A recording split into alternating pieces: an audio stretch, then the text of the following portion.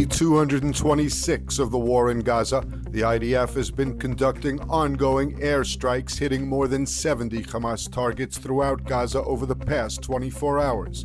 Ground forces are operating in Rafah, Jabalia, and the Netzarim corridor. The army announced the deaths of 2 soldiers from the Givati reconnaissance unit killed during fighting in southern Gaza.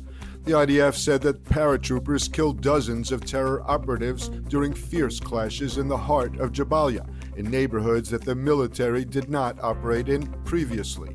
Meanwhile, the U.S. pier built on the Gaza coast is now fully operational.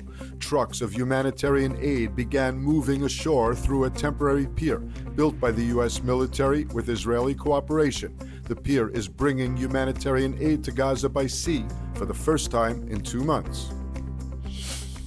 Over the weekend, the army recovered the bodies of 4 Israeli hostages from Gaza.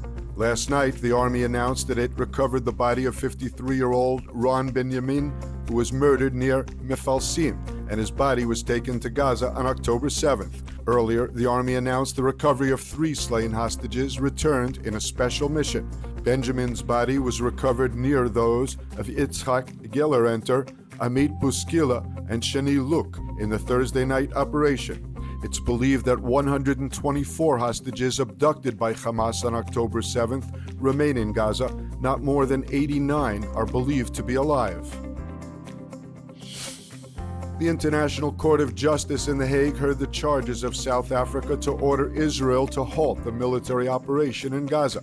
The ICJ is expected to rule next week. South Africa alleged that Israel's current limited offensive in the southern Gaza city of Rafah is its end game in an effort to commit genocide against the Palestinians in Gaza by destroying the coastal enclave. Israel panned what it called distortions and said that South Africa aims to keep Hamas in power.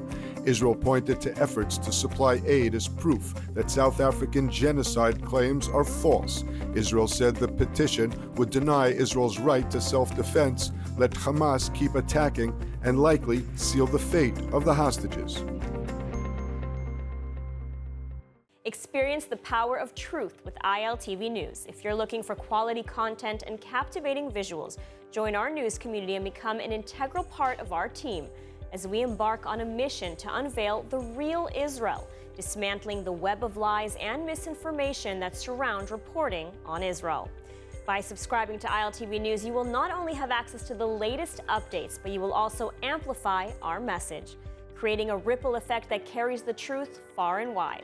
Subscribe today and help reshape the narrative. Available on the web, Android, and Apple.